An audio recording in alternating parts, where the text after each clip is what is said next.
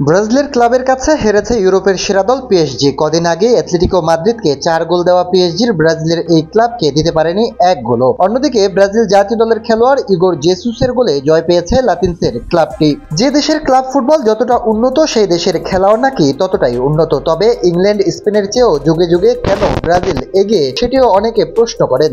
কিন্তু এখানেও সেই সত্য ধ্রুব যে তারকা তৈরি করার জন্য ব্রাজিলিয়ান ক্লাবগুলোই সেরা। ইউরোপীয় ক্লাবগুলো বেশিরভাগ সময় রেডিমেড তারকা নিয়ে জমজমাট তৈরি করে লিগ। তবে লাতিনের সেরা ক্লাব ব্রাজিলিয়ান ক্লাব যে কতটা দুর্দান্ত খেলতে পারে সেটি দেখিয়েছে গতকাল। ম্যাচে প্রথমার্ধের 36 মিনিটে গোল করে বোটাফেগোকে এগিয়ে দেন ব্রাজিলিয়ান ফুটবলার ইগোর জেসুস। আর এই এক গোলেই গড়ে দেয় পার্থক্য। এতে নক আউট পর্ব নিশ্চিত হয়ে যায় বোটাফেগোর। এর মধ্য দিয়ে ফিফার কোন টুর্নামেন্টে প্রথমবারের মতো বর্তমান ইউরোপিয়ান চ্যাম্পিয়নকে হারানোর কীর্তি দেখালো দক্ষিণ আমেরিকার কোন দল। বিরতির পর অবশ্য বল দখলে এগিয়েছিল পিএসজি, তবে বোটাফেগোর রক্ষণ ভাগের কারণে নিজেদেরকে ম্যাচের সমতায় ফেরাতে পারেনি পিএসজি। অথচ 32 দলের এই টুর্নামেন্টে পিএসজিকে অন্যতম ফেভারিট ভাবা হচ্ছিল।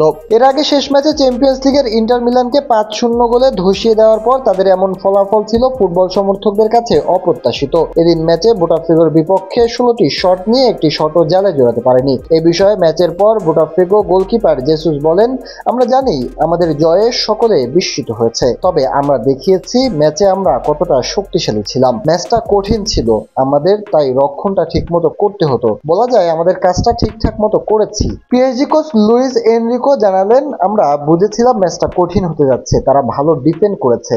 আমরা জানি ক্লাব বিশ্বকাপ ভীষণ কঠিন, সব দলই অনেক উজ্জীবিত, বিশেষ করে তারা যখন আমাদের বিপক্ষে খেলতে নামে।